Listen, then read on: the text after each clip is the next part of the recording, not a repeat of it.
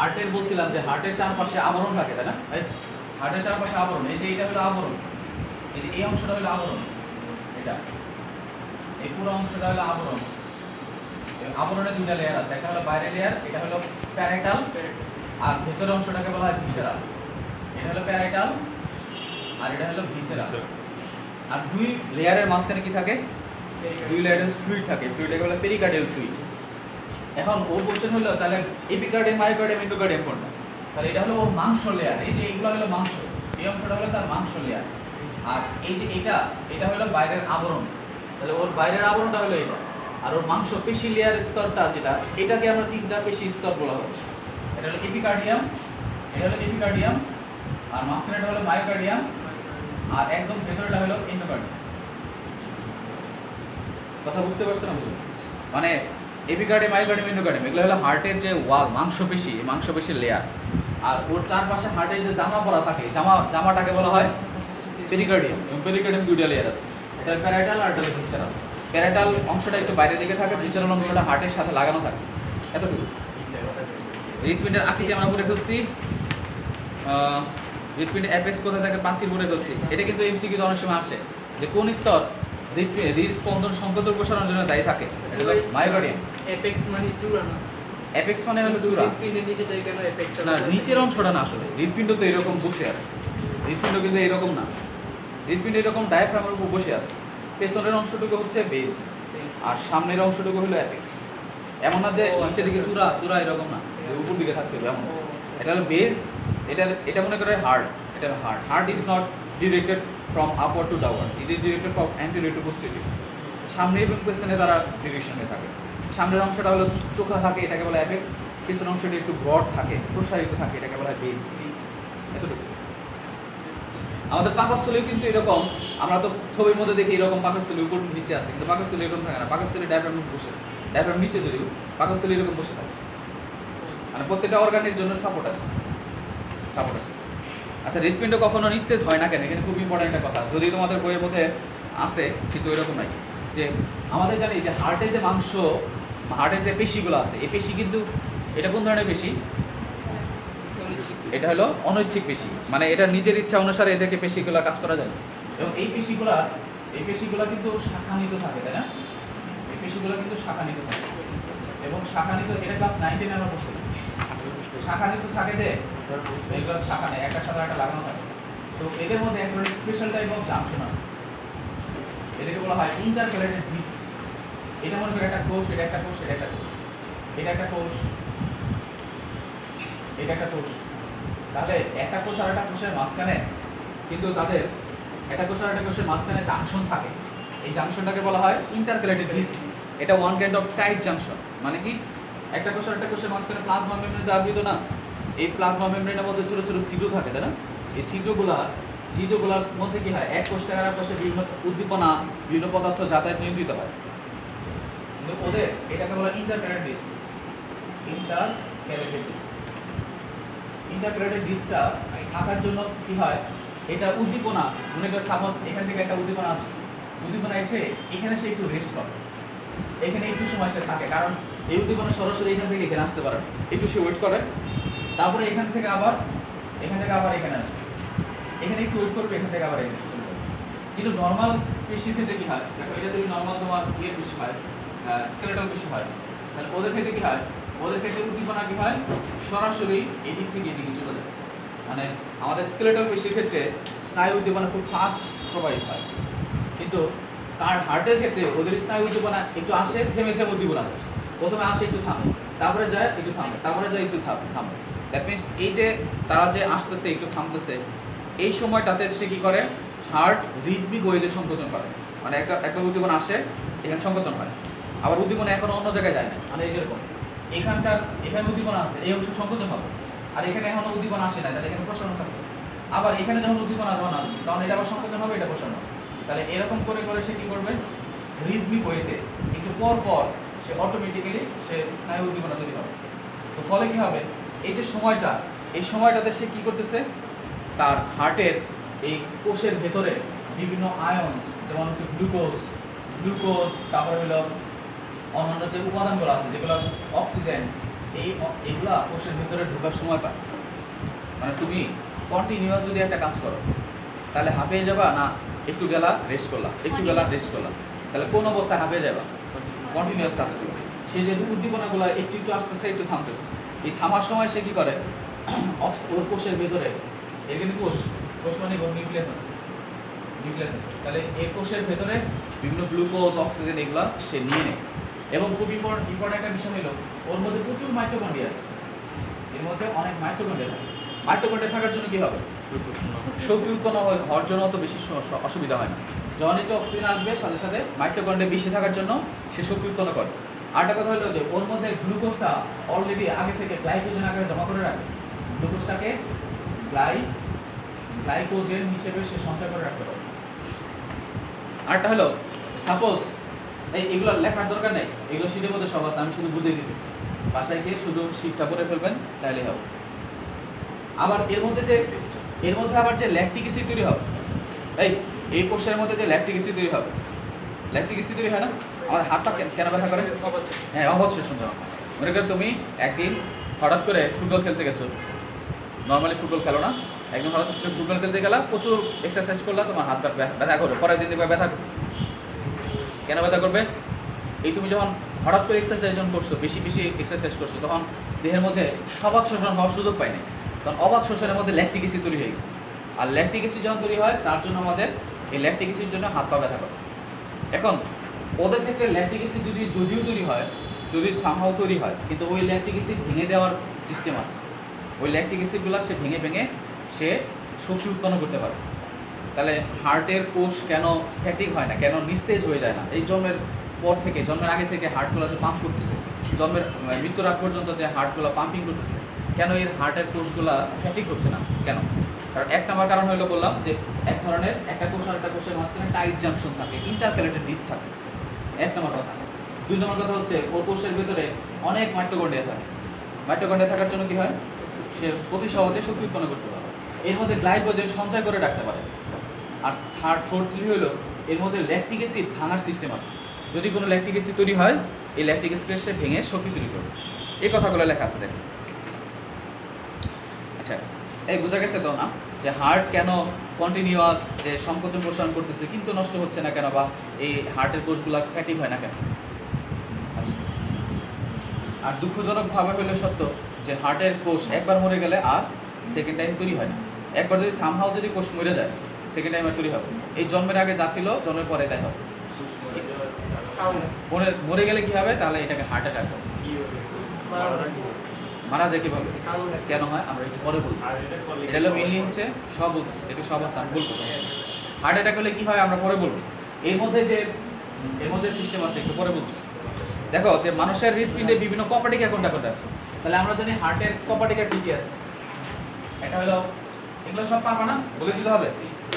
Bicuspid কপাটিকা, tricuspid কপাটিকা, তারপর হলো থিবেসিয়ান কপাটিকা কোথায় আছে, ইন্টারস্টিশিয়াল ইউস্টেশিয়ান টিউব কপাটিকা কোথায় আছে, থিবেসিয়ান কপাটিকা, পালমোনারি কপাটিকা, এই পারা যাবে। ইউস্টেশিয়ান কপাটিকা কোথায় আছে?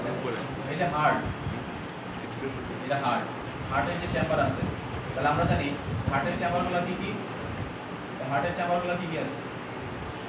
চেম্বারগুলো হলো এই যে, এটা হলো রাইট অ্যাট্রিয়াম, তাই না? এটা হলো রাইট অ্যাট্রিয়াম, তাহলে রাইট অ্যাট্রিয়াম, আর এটা হলো লেফট অ্যাট্রিয়াম, আর রাইট ভেন্ট্রিকল, লেফট ভেন্ট্রিকল। তাহলে রাইট অ্যাট্রিয়াম, রাইট ভেন্ট্রিকলের মাঝখানে যে কপাটিকা এটার নাম কি? ট্রাইকাস্পিড। আর লেফট অ্যাট্রিয়াম, লেফট ভেন্ট্রিকলের মধ্যে কপাটিকা বাইকাস্পিড। আবার আমরা জানি এখানে কি আছে, ইনফিরিয়র ভেনা কাভা আছে, তাই না? ইনফিরিয়র ভেনা কাভা আর রাইট অ্যাট্রিয়াম এটার সংযোগস্থলে কিন্তু একটা কপাটিকা আছে। এই কপাটিকার নাম কি? ইউস্টেশিয়ান কপাটিকা। ইউস্টেশিয়ান কপাটিকা ইনফিরিয়র ভেনা কাভা এবং ডান অলিন্দের সংযোগস্থলে, তাহলে ডান অলিন্দ এবং inferior vena cava, inferior vena cava এর সংযোগস্থলে যে কপারটা থাকে, এই কপারটার নাম কি? এটা হলো ইউস্টেশিয়ান কপাটিকা। এখানে ইউস্টেশিয়ান কপাটিকা আছে, আর ইউস্টেশিয়ান কপাটিকা আসলে এই যে এটা মনে করো এখানে আছে, আর এই যে এখানে আর তাহলে ইনফিরিয়র ভেনা কাভা এবং রাইট অ্যাট্রিয়াম এই সংযোগস্থলে কপাটিকা আছে। আবার সুপিরিয়র ভেনা কাভার এখানেও কিন্তু কপাটিকা আছে, এখানেও কপাটিকা আছে। আবার এই যে এখানে একটা সাইনাস আছে না, এই সাইনাসের নাম কি? Coronary sinus. যে বলছিলাম যে হার্টের নিজস্ব সার্কুলেশন আছে, ওর মধ্যে সব রক্ত এসে ডান অলিন্দে এসে শেষ হয়, এবং এখানে যে একটা ছিদ্র আছে, এই ছিদ্রের মধ্যে কপাট না থাকলে কি হবে? এখানে এখানে এখানে কপাট না থাকলে কি হবে? হাড় যখন সংকোচন করবে তখন কিন্তু রক্ত কিন্তু উপর দিকে উঠবে অথবা রক্ত নিচের দিকে চলে যাবে। এই জন্য যাতে ব্যাক না করতে পারে, ব্যাক ফ্লো না করতে পারে অথবা করোনারি সাইনাসের ভেতর দিকে আবার রক্ত না যাতে চলে যায়, এই জন্য এটা এটা এটা এই সব জায়গার মধ্যে কপাটিকা থাকে। আর এখানে তো কপাটিকা আছেই, তাহলে এই কপাটিকা এদিকে খুলবে, এই কপাটিকা এদিকে খুলবে, তাহলে এখান থেকে এখানে আসবে, এখান থেকে এখানে আসবে। আবার যখন এখানে সংকোচন হবে, ভেন্ট্রিকলগুলোর মধ্যে যখন সংকোচন হবে তখন এই কপাটিকা সজোরে বন্ধ হয়ে যাবে, তখন একটা শব্দ তৈরি হয়, এটাকে বলা হয় লাভ শব্দ, লাভ ডাব দুব দুব। আবার এখানে আরেকটা কপাটিকা আছে, এটার নাম কি? এটা হচ্ছে সেমিলুনার কপাটিকা। দুজনকে একসাথে বলে সেমিলুনার, কিন্তু এটার আলাদা আলাদা নাম কি? এটা হচ্ছে পালমোনারি কপাটিকা, এটা হলো অ্যাওর্টিক কপাটিকা। অ্যাওর্টিক কপাটিকা দিয়ে সারা হয়ে চলে যাবে, আর আর কি হবে? অ্যাওর্টিক কপাটিকা সারা হয়ে চলে যায়, আর সুন্দর হইল না, সুন্দর করে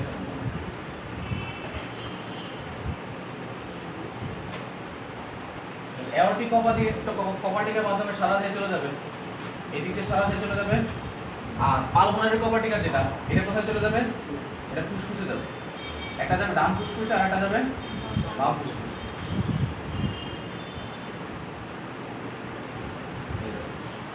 তাহলে এইদিকে চলে গেল, ওইদিকে চলে গেল, এইদিক দিয়ে যাচ্ছে।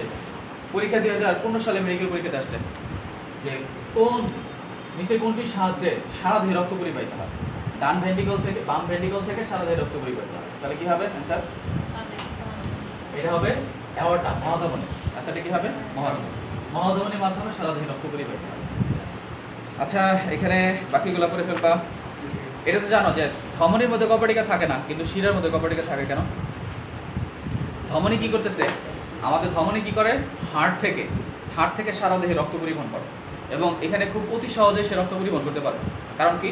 হার্ট আমাদের দেহের উপরের অংশে থাকে এবং গ্র্যাভিটেশন নিচে দিকে কাজ করে। আমরা যখন দাঁড়ায় থাকি তখন হার্ট তো চাপ বেশি থাকে, হার্টের মধ্যে ধমনীর মধ্যে চাপ বেশি না কম? ধমনীর মধ্যে চাপ অনেক বেশি। বেশি চাপ থাকার কারণে সে অতি সহজে মাথার দিকে রক্ত পরিবহন করতে পারে, কারণ মাথা তো হার্টের কাছে।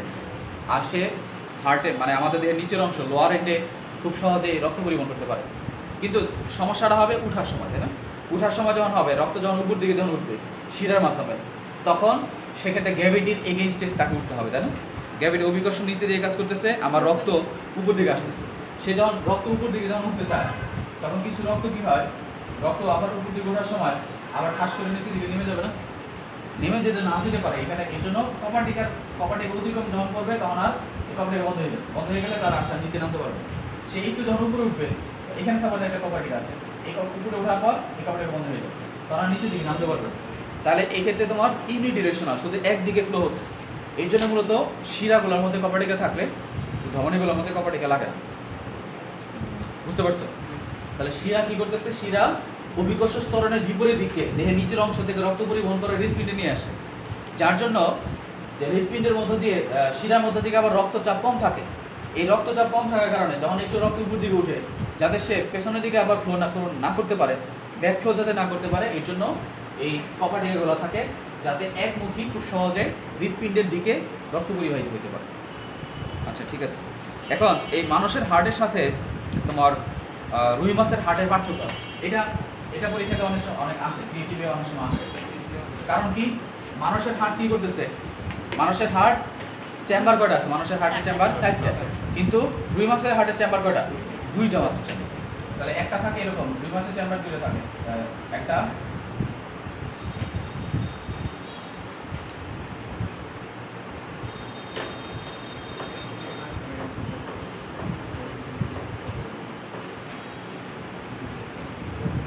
দেখো, রুই মাছের চেম্বারটা হচ্ছে এরকম, রুই মাছের হাড়টা এরকম থাকে,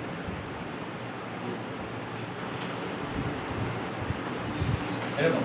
এটা ওদের হচ্ছে, এটা অ্যাট্রিয়াম, এটা ভেন্ট্রিকল। ওদের চেম্বারে হচ্ছে 2টা, এটা হলো অ্যাট্রিয়াম আর এটা হলো ভেন্ট্রিকল।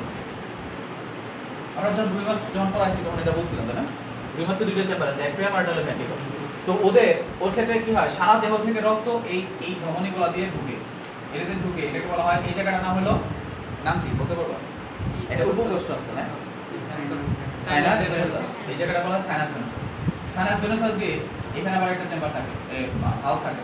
সাইনাস ভেনোসাসের মধ্যে প্রথমে এসে রক্ত জমা হয়, এই জায়গায় রক্ত জমা হলো, জমা হওয়ার পর সে অ্যাট্রিয়ামে আসে, অ্যাট্রিয়াম থেকে আবার ভেন্ট্রিকলে যাবে, ভেন্ট্রিকল থেকে এটার নাম কি বালবাস আর্টারিয়াসিস, বালবাস আর্টারিয়াসিসের মাধ্যমে সারা আবার ফুসফুসে ফুলকা চলে যাবে। এগুলো হয়তো রুই মাছটা অনেকে পড়ো নাই, এর জন্য ঝামেলা হতে পারে, বাট এটা মনে রাখবা যে রুই মাছের চেম্বার হলো 2টা, আর মানুষের হার্টের চেম্বার কয়টা? 4টা। আবার রুই মাছ শুধু একদিকেই ফ্লো করে, শুধু একদিকে ফ্লো করে নিয়ে ফুলকা চলে যাচ্ছে। কিন্তু মানুষের হার্ট কি করে? একবার হার্টে আসে, ফুসফুসে যায়, আবার হার্টে আসে, আবার সাদা হয়ে চলে যাচ্ছে। তাহলে 2বার সার্কিট ফিল আপ হচ্ছে না? মানে মানুষের হার্ট কি হয়? মানুষের হার্টে একবার রক্ত আসে, এসে আবার ফুসফুসে চলে যায়, ফুসফুস থেকে আবার কোথায় আসে? লেফট অ্যাট্রিয়ামে আসে, আবার সারা দেহে চলে যায় না? মানুষের হার্টের সিস্টেম তো এরকম, একবার সারা দেহ থেকে হার্টে আসবে, হার্টে এসে হার্ট থেকে আবার ফুসফুসে চলে যাবে, ফুসফুস থেকে আবার হার্টে আসবে, আবার হার্ট থেকে আবার সারা দেহে চলে যাচ্ছে। তাহলে এই 5টা কোন ধরনের রক্ত পরিবহন করে? Carbon dioxide. আর এই 5টা অক্সিজেন সমীহ। তাহলে ওদের হার্ট হইল 2টার, আমাদের হার্ট 2 ধরনের রক্তই পরিবহন করে, কিন্তু ওদের শুধু কার্বন ডাইঅক্সাইড যুক্ত রক্ত পরিবহন করে। আর ওদের হার্টের চেম্বার হলো 2টা, আমাদের হার্টের চেম্বার 4টা। আর ওদের ক্ষেত্রে ওদেরকে বলা হয় ভিনাস হার্ট, কারণ কার্বন ডাইঅক্সাইড যুক্ত রক্ত পরিবহন করে। আর আমাদের হার্টকে ডাবল সার্কিট হার্ট বলা হয়। আমাদের হার্টকে ডাবল সার্কিট কেন? কারণ একবার সারা দেহ থেকে হার্টে আসলো, একবার আবার ফুসফুসে চলে গেল, দেহ থেকে বের হয়ে গেল, একবার সার্কিট হইল, আসলো আবার দেহ থেকে বের হয়ে ফুসফুস হার্ট থেকে বের হয়ে গেল, তাহলে একবার সার্কুলেশন হইল, একবার সার্কিট ফিল আপ হইল, আবার ফুসফুস থেকে আবার হার্টে আসলো, আবার সারা দেহে চলে গেল। তাহলে এই পাশে একটা সার্কিট ফিল আপ হলো না? মানে একবার হার্টে আসে আবার বের হয়ে যায়, এটা একটা সার্কিট মনে করো। মানে হার্টে একবার ঢুকলো, বের হয়ে গেল, একটা সার্কিট। আবার হার্টে ঢুকলো, আবার বের হয়ে গেল, এটা 2টা সার্কিট। এই জন্য মানুষের হার্টকে বলা হয় ডাবল সার্কিট হার্ট বলা হয়। 2বার বর্তনী ফিল আপ হয়, একবার আসে একবার যায়, আরেকবার আসে আরেকবার যায়। কিন্তু ওদের ক্ষেত্রে কি হয়? একবার আসে একবার যায়, আর কোনো সিস্টেম নেই। এই জন্য ওদেরটাকে বলা হয় সিঙ্গেল সার্কিট হার্ট, আমাদেরটাকে বলা হয় ডাবল সার্কিট হার্ট। ওকে, এই যেগুলো সব লেখা আছে বলবা। এই যে এক চক্রী রক্ত সংবহন তন্ত্র, আর মানুষেরটা হলো দ্বিচক্রী রক্ত সংবহন ঘটে। আচ্ছা, করবা কার্ডিয়াক চক্রকার খুব ইম্পর্টেন্ট। আমি 2016 সালে মেডিকেল পরীক্ষাতে আসছে এবং এই কোশ্চেনটা ভুলে গেছি মানে কি? ওই যে বলছিলাম যে কার্ডিয়াক চক্র কাকে বলে? হোয়াট ইজ কার্ডিয়াক চক্র? কার্ডিয়াক চক্র হইল একবার সংকোচন হবে, একবার প্রসারণ হবে, আবার সংকোচন, আরেকবার প্রসারণ, সংকোচন প্রসারণ। এই যে চক্রাকারে যে ঘটে, এই যে রিদমিক ওয়েতে, মানে রিদমিক মানে কি? ছন্দময় ভাবে সংকোচন হয়, প্রসারণ হয়, এই ঘটনাটাকে বলা হয় কার্ডিয়াক চক্র। আর এই কার্ডিয়াক চক্রের মধ্যে যে একবার সংকোচন একবার প্রসারণ হইতে যে সময়টা লাগে তাকে কি বলে? কার্ডিয়াক সময় বলে। তাহলে একটা হলো কার্ডিয়াক চক্র, আর একটাকে বলা হয় কার্ডিয়াক সময়। তাহলে সংকোচনকে কি বলে? সিস্টোল। আর প্রসারণকে বলা হয় ডায়াস্টোল। তাহলে একবার সংকোচন একবার প্রসারণ, এই যে ছন্দময় ভাবে হয় সংকোচন প্রসারণ সাইক্লিক ওয়েতে যে হচ্ছে, এটাকে বলা হয় কার্ডিয়াক সাইকেল। আর একবার সংকোচন একবার প্রসারণ হইতে যে সময়টা লাগে, এই সময়টাকে বলা হয় কার্ডিয়াক সময়, কার্ডিয়াক টাইম। এন্ড কার্ডিয়াক সময় আমরা জানি হার্ট কি করে? হার্ট হলো প্রত্যেক 60 সেকেন্ডে বা 1 মিনিটে 72টা বিট করে, অথবা 75 অথবা 72। এভারেজ আমরা 60 থেকে 90 বলি, এভারেজ করলে আমরা বলতে পারি মানুষের 75টা বিট করে। তাহলে 60 সেকেন্ডে সে 75টা বিট করতেছে। 75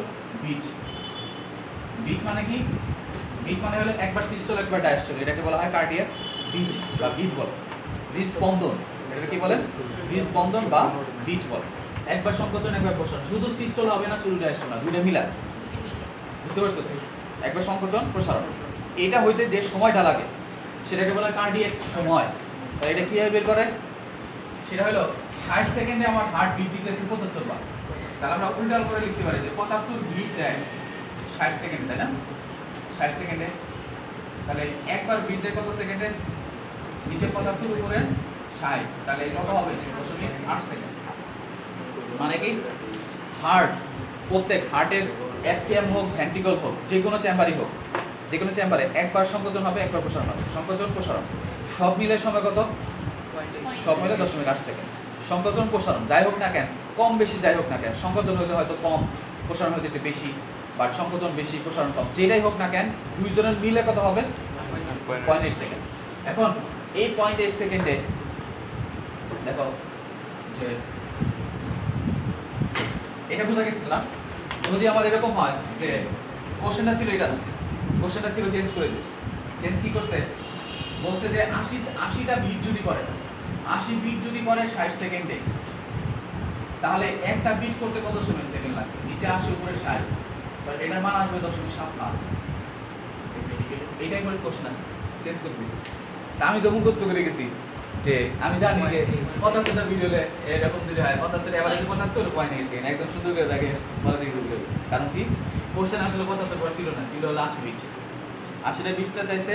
তো এটা যদি একটু মাথা খেলতাম যে 80টা বিট চাইছে যেহেতু, তাহলে 60, এই জন্য অনেক সময় বুঝে বুঝে করলে তোমার মিলে যাবে না হলে একদম অনেক সময় খেয়াল করে না, অনেক সময় আবার আরেকটা কোশ্চেন আবার ভুল গেছে এরকম করে, মানে পরীক্ষায় যে কিভাবে ভুল গেছে এগুলো খুব কষ্ট লাগছে। 80 বিট যদি হয়, আমার নর্মালি এভারেজে প্রত্যেক মানুষের সাধারণ ধরে নিই যে 75টা বিট হয়, কিন্তু এখন কি বিট 75টা করতে পারে, একজনে বেশি করতে পারে, কম বেশি করতে পারে, কম বেশি করতেই পারে, কারণ আমাদের রেঞ্জ হলো 60 থেকে 90, রেঞ্জ হলো 60 থেকে 100 ধরা হয়, 60 থেকে 100 এর মধ্যে মানে যে কোনো মানুষের বিট হইতে পারে। এখন একজন মানুষের সাধারণত আমরা ধরে নিই 75টা বিট করবে এভারেজ, তোমার গুনলেও দেখবে তোমারটা 72 হইতে পারে, ওরটা হবে হলো তোমার 60 হইতে পারে, ওরটা হইতে পারে 73 হইতে পারে, কিন্তু এভারেজ ধরতেছি, এভারেজ হলো যদি 75টা বিট করে তাহলে হলো 60 সেকেন্ড, আর একটা বিট করতে তাহলে 0.8 সেকেন্ড লাগে। আবার যদি কারো সাপোজ একটু সে তোমার এক্সারসাইজ করে আসে, নিচ থেকে উপরে উঠছে, তাহলে নিচ থেকে যদি উপরে উঠে হার্ট দ্রুত বাম করবেন, আস্তে আস্তে বাম করবেন, দ্রুত বাম করবেন, তখন তো 80টা বিট দিতেই পারে, তাহলে 80টা যদি বিট দেয় তাহলে 60 সেকেন্ড, একটা বিট দিতে 0.7 সেকেন্ড লাগে। এই কোশ্চেনটাই করছে। এখন কথা হলো যে তাহলে এই 0.8 সেকেন্ডই হোক, আমি 0.8 সেকেন্ডেই করব, বইয়ের মধ্যে যেটা ছিল দেখি, এই 0.8 সেকেন্ড যদি হয়, তাহলে আমাদের যে অ্যাট্রিয়াম আছে হার্টের, যে অ্যাট্রিয়ামগুলো আছে, এটা হলো right atrium, left atrium, right ventricle, left ventricle. এখন কোশ্চেন হলো এরা একসাথে সংকোচন করে প্রসারণ হয়, এটা সংকোচন করে প্রসারণ হয় একই সাথে, কিন্তু ভেন্ট্রিকলগুলো একসাথে হবে, অ্যাট্রিয়ামগুলো একসাথে হবে। কথা বুঝছো না বুঝো না? মানে ওরা যখন একসাথে করবে, ওরা দুইজনে একসাথে সংকোচন করবে, আবার ওরা যখন সংকোচন করবে, ওরা দুইজনে একসাথে সংকোচন করবে। এমন না যে এটা সংকোচন করলো এটা করলো না, এমন না, এরকম সিস্টেম করা আছে যে আমরা নেক্সটে করবো, এটা কিভাবে হয় আমরা নেক্সটে করবো। এই দুইটা সংকোচন করে একসাথে, আবার প্রসারণ একসাথে, আর এই দুইটা সংকোচন করে একসাথে প্রসারণ। এই জিনিসটা বুঝে গেছো তো? কিন্তু কোশ্চেন হলো সেটা, কোশ্চেন হলো এখন নর্মাল সেন্সে আমাকে বলো তো, যে আমি এটা ইয়ে করে দিই, আলাদা করে দিই।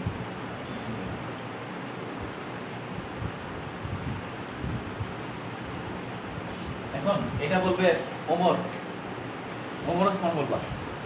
ওসমান বলবা যে রাইট অ্যাট্রিয়াম আর রাইট ভেন্ট্রিকল, অথবা অ্যাট্রিয়াম আর ভেন্ট্রিকল, তাহলে অ্যাট্রিয়ামগুলোর মধ্যে সংকোচন কয় সেকেন্ড হবে, প্রসারণ কয় সেকেন্ড হবে, বা দুইজনে মিলে কত হবে 0.8 সেকেন্ড, তাই না? দ্যাট মিন্স এই দুইটা চেম্বার 0.8 সেকেন্ড ধরে সংকোচন প্রসারণ, টোটাল সময় হলো 0.8 সেকেন্ড। আবার ওদের ক্ষেত্রে ভেন্ট্রিকলগুলোর মধ্যে কি হবে, ওদের ক্ষেত্রে 0.8 সেকেন্ড। কিন্তু কোশ্চেন হলো যে এরা সংকোচন, দ্যাট মিন্স সিস্টোল, তাহলে যে কোনো সময়টাকে দুইটা ভাগ করবো, একটা হলো সিস্টোল আর একটা হলো ডায়াস্টোল। কার্ডিক সময়টাকে আমরা দুই ভাগে ভাগ করব, ওর হচ্ছে দশমিক সিস্টোল আর হলো ডায়াস্টোল। কাদের মধ্যে এটা হলো ভেন্ট্রিকল, আর হলো অ্যাট্রিয়াম। তাহলে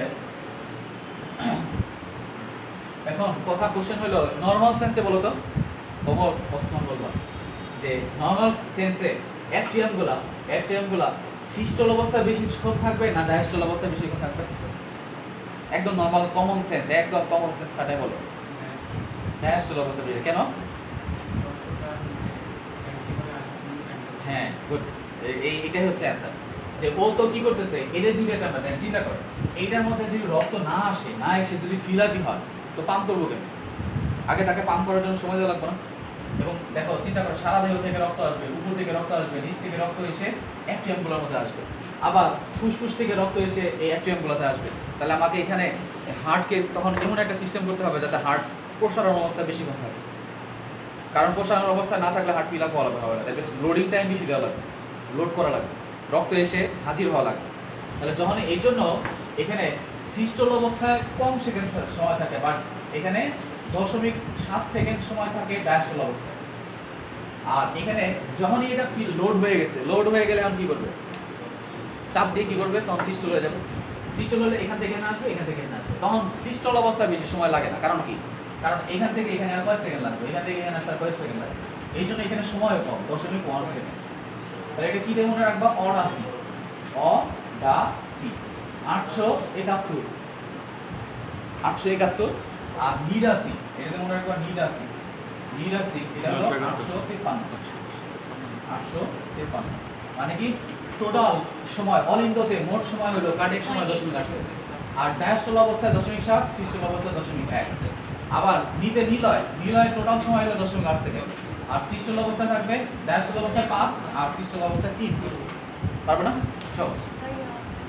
হ্যাঁ পুরো কার্ডিক চক্র হতে তো 0.8 সেকেন্ড লাগে, তাহলে আবার এটিএম আর ভেন্ট্রিকুলার আলাদা আলাদা কেন?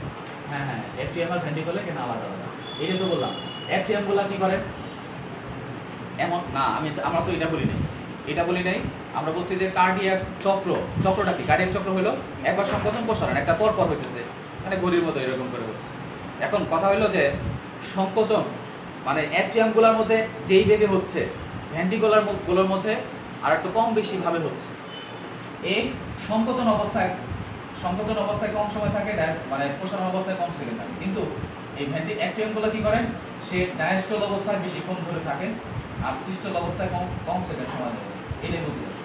ওরও কিন্তু সংকোচন প্রসারণ ঠিকই হচ্ছে, কিন্তু সময়টা কম বেশি হচ্ছে, কিন্তু দুইজনে মিলে কত, 0.7 আর 0.1, তাহলে আলটিমেটলি 0.8। ওরও কিন্তু দশমিক সিস্টোল অবস্থায় থাকবে কত সেকেন্ড, 0.3 সেকেন্ড, আর ডায়াস্টোল অবস্থায় মানে সব সময় কি থাকবে, সব সময় থাকবে ডায়াস্টোল অবস্থায় সব সময় বেশি, যে কোনো চেম্বারের ক্ষেত্রে। কথা বোঝা গেছে? এখানে ডায়াস্টোল অবস্থায় সব সময় বেশি থাকবে, ওর ডায়াস্টোল অবস্থায় ওর সিস্টোলের চেয়ে বেশি, কিন্তু এর সিস্টোল বেশি সময় লাগে না, একটা অ্যাম্বুলামের সিস্টোল বেশি সময় লাগে না, কারণ সেক্ষেত্রে একটু সংকোচন করলে 1 সেকেন্ড 0.1 সেকেন্ড সংকোচন করলে সব রক্ত বেরিয়ে যাবে, এসে এই ভেন্ট্রিকলগুলোর মধ্যে জড়া হবে। কিন্তু এই অ্যাট্রিয়ামগুলোর মধ্যে রক্ত জমা হইতে সময় দেওয়া লাগে, এর জন্য ম্যাক্সিমাম সময় সে কি অবস্থায় থাকে, ডায়াস্টোল অবস্থায়। এখন রক্ত যখন এখান থেকে এখানে আসলো, তখন তো লোড হয়ে গেছে, এখানেও আসতে সময় লাগে কতটুকু, সে তখন এই চেম্বারগুলো তখন ডায়াস্টোল অবস্থায় থাকে 0.5 সেকেন্ড, আর সাথে সাথে সে কি করবে, সিস্টোল করবে, চাপ দিয়ে রক্তগুলোকে এই দিক দিয়ে চলে যাবে ও এই দিক দিয়ে সারা দিয়ে চলে যাবে, এই দিক দিয়ে যাবে ফুসফুসে, এই দিক দিয়ে যাবে সারা দিয়ে চলে যাবে।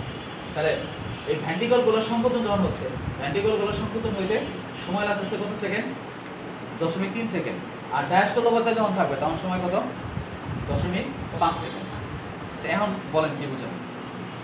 আমি বলছিলাম যে এটিএম আর ভেন্ট্রিকুলার 0.8 সেকেন্ড 0.3 সেকেন্ড আলাদা আলাদা কেন দিচ্ছে? আলাদা কেন দিচ্ছে, আলাদা দেই নেই, ওর সবারই সময় মানে ওর সব মিলায় 0.8 সেকেন্ড সময় ধরে সে সংকোচন প্রসারণ অবস্থায় থাকে, ও 0.8 সেকেন্ড ধরে সংকোচন প্রসারণ অবস্থায়, কিন্তু ও কি করে এই 0.8 সেকেন্ডকে ভাগ করে নেয়, সে ডায়াস্টোল অবস্থায় বেশি সময় ধরে থাকে, সিস্টোল অবস্থায় কম সময় ধরে, আর ওরও এই সংকোচন প্রসারণ করতে সময় লাগবে 0.8 সেকেন্ড, কিন্তু সে ডায়াস্টোল অবস্থায় একটু 0.5 সেকেন্ড আর সিস্টোল অবস্থায় 0.3 সেকেন্ড। ওকে, কার্ডিয়াক চক্র কিন্তু পরীক্ষাতে আসবে, সিকিউ লিখে রাখো, এই সিকিউতে লিখে রাখো যে সৃজনশীলে আসবে পরীক্ষাতে, খুব ইম্পর্টেন্ট। কার্ডিয়াক সাইকেল তোমরা যারা মেডিকেলে আসবা ফিজিওলজিতেও পড়ানো হবে, এবং এটার আরও ডিটেলস আছে, এটা ডিটেলস আমরা নেক্সটে করবো, এখন না যখন আমরা মেডিকেলে পড়বো। আচ্ছা, দ্বিচক্রীয় দ্বিবর্তনী সংবহন কাকে বলে, এটা তো আমরা বলছি যে একবার হৃৎপিণ্ড থেকে ফুসফুসে যায়, আবার ফুসফুস থেকে আবার হৃৎপিণ্ড, আবার হৃৎপিণ্ড থেকে হার্টে সারা দিয়ে চলে যায়, যেহেতু দুইবার আসতেছে, গতিপথ দুইবার পূরণ হচ্ছে, এর জন্য বলা হয় ডাবল সার্কিট হার্ট।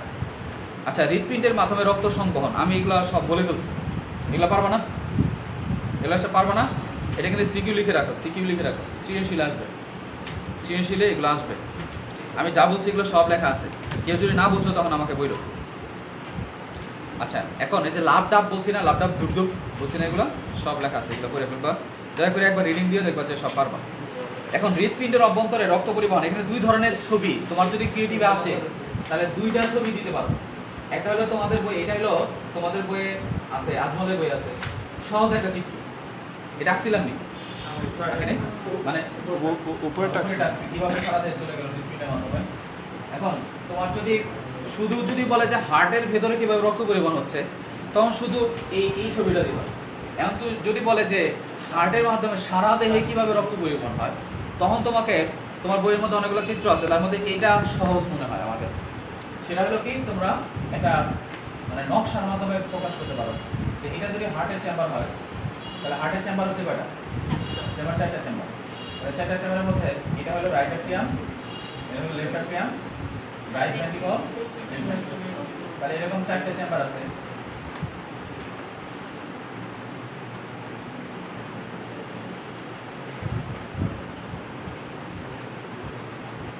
এখন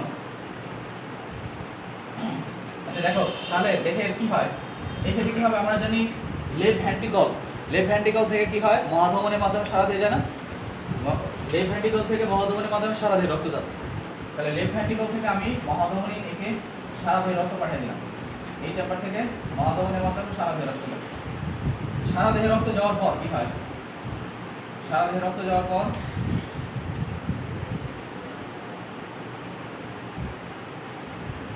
সারা দেহ,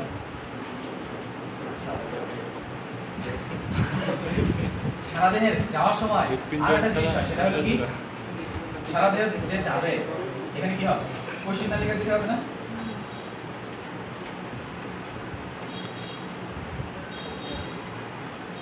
এটা দ্বারা বোঝা যাচ্ছে যে কোষীয় নালিকা হবে। আবার এই কোষীয় নালিকাগুলো একসাথে মিলিত হয়ে কি করবে, আবার রাইট হ্যান্ড নেমে আসবে শিরার মাধ্যমে। এখন আবার এখানে একটা জিনিস হয়, সেটা হলো এটাকে সিস্টেমিক সার্কুলেশন বলে। এই সার্কুলেশনের নাম কি, সিস্টেমিক সংবন্ধন। যে লেফট ভেন্ট্রিকল থেকে মহাধমনীর মাধ্যমে সারা দেহ গেল, সারা দেহ থেকে আবার শিরার মাধ্যমে রাইট এট্রিয়াম আসলো, রাইট এট্রিয়াম থেকে আবার রাইট ভেন্ট্রিকল আসলো। এই যে সার্কুলেশনটা, এই সার্কুলেশনকে বলা হয় সিস্টেমিক সংবন্ধন। নাম কি, সিস্টেমিক সংবন্ধন। খুব ইম্পর্টেন্ট, পরীক্ষাতে আসবে। হোয়াট ইজ সিস্টেমিক সংবন্ধন? যে লেফট ভেন্ট্রিকল থেকে মহাধমনীর মাধ্যমে সারা দেহে রক্ত পরিবাহিত হয়, এটা হলো মহাধমনী, মহাধমনী। আর মহাধমনীর মাধ্যমে সারা দেহে গেল, এটা সারা দেহ। আর সারা দেহ থেকে শিরার মাধ্যমে, এটা হলো শিরা, এটা অক্সিজেন, এটা হলো কার্বন ডাই অক্সাইড। তাহলে আলটিমেটলি কোথায় আসলো, রাইট ভেন্ট্রিকল আসলো, রাইট ভেন্ট্রিকল থেকে রাইট অ্যাট্রিয়াম থেকে রাইট ভেন্ট্রিকল আসলো।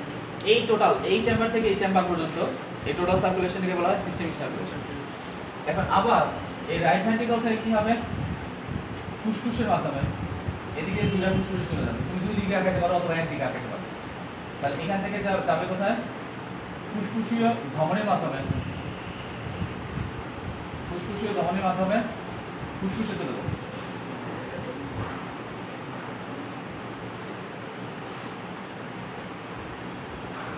এটা মনে করো ফুসফুস। আসলে ফুসফুস মানুষের দেহে তো দুইটা, তাই না? মানুষের দেহে দুইটা না, তুমি দুইটা দিতে পারো অথবা একটা দিয়ে দাও। তাহলে এটা হলো ফুসফুস, মানে এটা দুইটা ফুসফুস, একটা ডান আর একটা বাম, দুইটা ফুসফুস আছে। এটা মনে করো দুইটা ফুসফুস। এখান থেকে আবার কি হবে, ফুসফুসের মধ্যে থেকে আবার রক্ত আসবে, এসে লেফট এট্রিয়ামে আসবে। তাহলে এই সার্কুলেশনকে কি বলে, তাহলে এটাকে বলা হয়, এর নাম কি, তাহলে দেখো এটা নাম হচ্ছে ফুসফুসীয় ধমনী, নাম হচ্ছে ফুসফুসীয় ধমনী।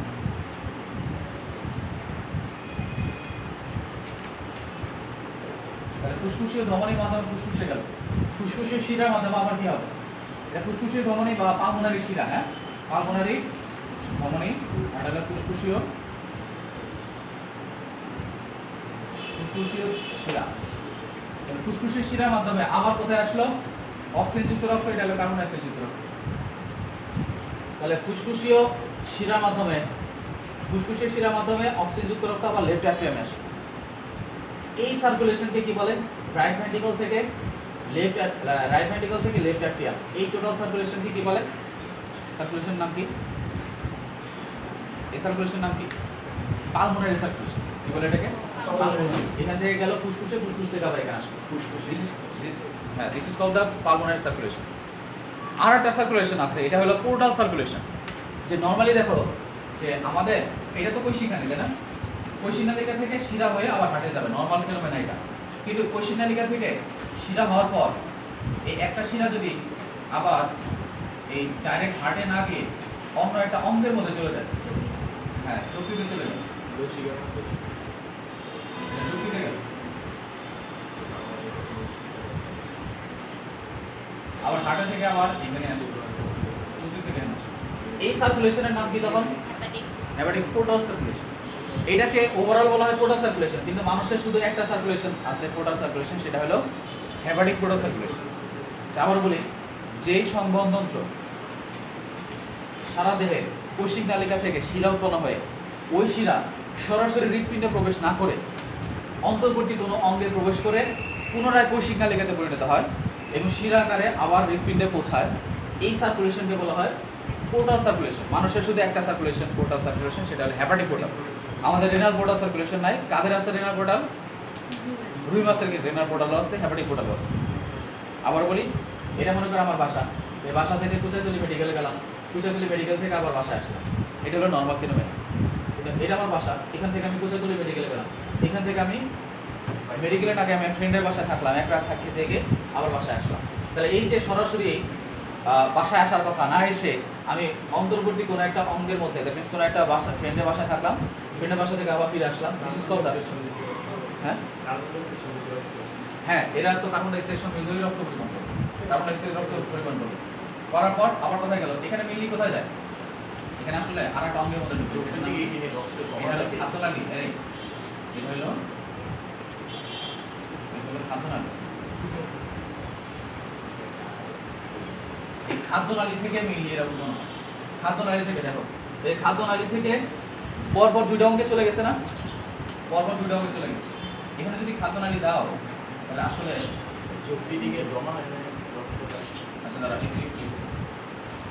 খাদ্যনালী যদি আমি আঁকি, নর্মালি আঁকলে এরকম দিলে সমস্যা নাই, কিন্তু আমি যদি মাঝখানে খাদ্যনালী দিই তাহলে খাদ্যনালীতে দিলে তাহলে এখান থেকে আসতে হবে।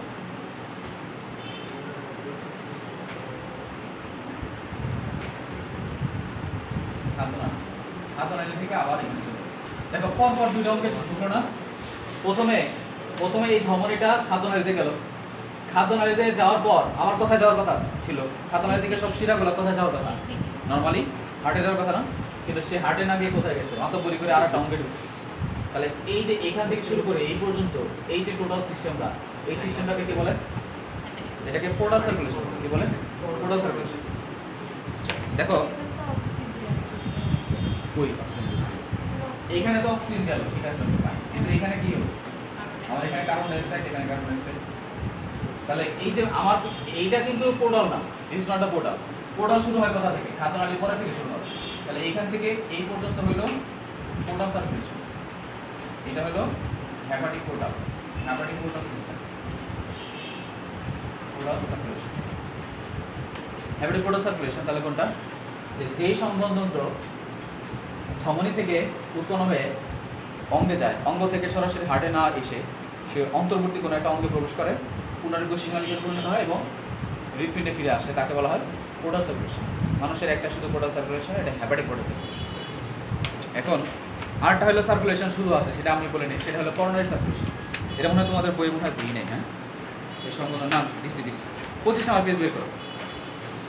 এই রক্ত সংবন্ধন আমি অলরেডি পড়ে ফেললাম, জাংশনের টিস্যুটা পড়াই নেই, নেক্সট ক্লাসে পড়াবো। হ্যাঁ দেখো, রক্ত সংবন্ধনকে 4টা ভাগে ভাগ করছে, একটা সিস্টেমিক, পালমোনারি, পোর্টাল আর করোনারিটা শুধু আমি বলি নেই, বাকি একটু দাঁড়াও। এটা একটা জিনিস, সেটা হলো আমাদের এই যে হার্ট আছে, এই হার্টের যে মাংসপেশির নাম কি বলেন? হার্টের মাংসপেশির নাম কি আছে? না বলে কিন্তু ফেল।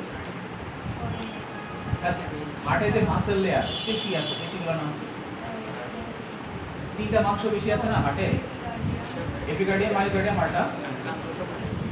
এন্ডোকার্ডিয়াম। এই যে হার্টের যে লেয়ার মাংস আছে, এই যে মাংস পাশে, এটা এপিকার্ডিয়াম, মাঝখানেটা মায়োকার্ডিয়াম, ভেতরটা এন্ডোকার্ডিয়াম। 3টা লেয়ার না? এপিকার্ডিয়াম, মায়োকার্ডিয়াম আর হলো এন্ডোকার্ডিয়াম। এই তিনটা লেয়ার যে হার্টের যে মাংসপেশি আছে এটাকে রক্ত পরিবহন করতে হবে না, এটাকে যে রক্ত দেওয়া লাগবে, এই রক্ত কি যে রক্ত সে পাম্প করতেছে, ভেতরে যে রক্ত পাম্প করতেছে সেখান থেকে পায়, না অন্য একটা রক্তনালী থেকে সে পায়? ভিন্ন একটা রক্তনালী থেকে সে পায়। কিন্তু সেই রক্তনালীটা তাহলে কোথা থেকে তৈরি হবে? সেই রক্তনালীটা তৈরি হয় আমাদের এখানে একটা, এই যে এখানে আর্চ অফ অ্যাওর্টা, এই যে মহাধমনী যে আছে, মহাধমনী গোড়া থেকে দুইটা ধমনী বের হয়। ধমনী বের হয়ে এটা হলো রাইট করোনারি আর্টারি আর এটা হলো লেফট করোনারি আর্টারি।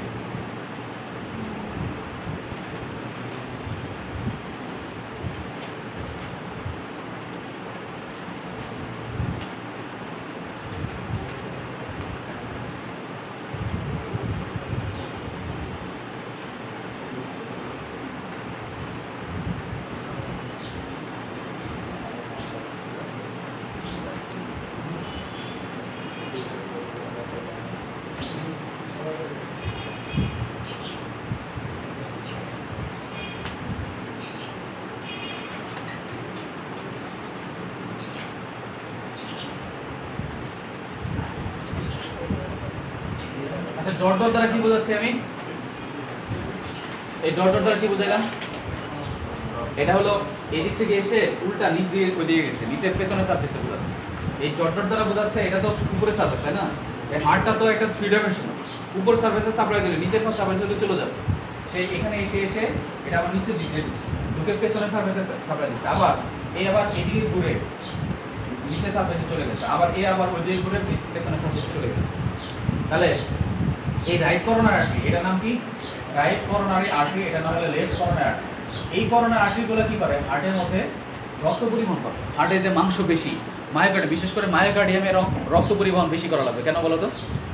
মায়োকার্ডিয়াম কি করে? আমাদের হার্টের সংকোচন প্রসারণের মেইন খেলোয়াড়কে মায়োকার্ডিয়াম। এর জন্য মায়োকার্ডিয়াম কিন্তু একদম মাঝখানের লেয়ার, ও কিন্তু দুইটা চিপার মধ্যে পড়ে গেছে না, তাহলে ওর জন্য আলাদা করে রক্ত সরবরাহ লাগবে না। তাহলে এই রক্ত সরবরাহ করা হয় দুইটা ধমনির মাধ্যমে, বড় বড় ধমনি। এটার নাম হলো right and left coronary artery. এই রাইট করোনারি আর্টারি হচ্ছে রাইট অংশের হার্টের ডান পাশে সাপ্লাই দেয়, লেফট করোনারি আর্টারি হচ্ছে দেহের বাম সাইডে সাপ্লাই দিচ্ছে। সাপ্লাই দিয়ে আলটিমেটলি এরা কি করবে? সব এই ধমনিগুলো কোষিক নালিকাতে হয়ে শিরা তৈরি করবে। শিরা কোথায় তৈরি হবে? হার্টের পেছনের দিকে তৈরি হবে। পেছনের সারফেসে তৈরি হয়ে একটা সাইনাস তৈরি করবে। এটা পেছনের সারফেসে যদি মনে করি, তার আলটিমেটলি একটা সাইনাস তৈরি করে, এটা একটা সাইনাস তৈরি করে, আলটিমেটলি ওই সাইনাসটা হার্টের ডান অলিন্দে এসে উন্মুক্ত হয়। কথা বলছো না? মানে এই ধমনীগুলো এক পর্যায়ে এসে তো কোষিক নালিকাতে হবে, কোষিক নালিকা হয়ে আবার কি হবে? শিরা তৈরি করবে।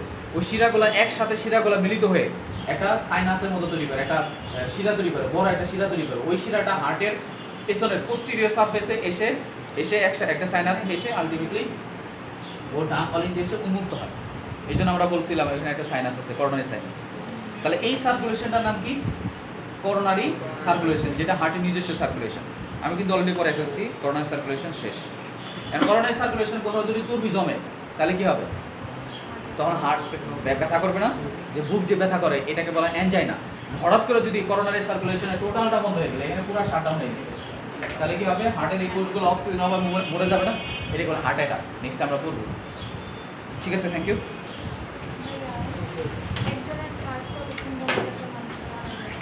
হার্ট বন্ধ থাকলে মরে যাবে? এটা কতক্ষণ বন্ধ থাকলে? কতক্ষণ বন্ধ?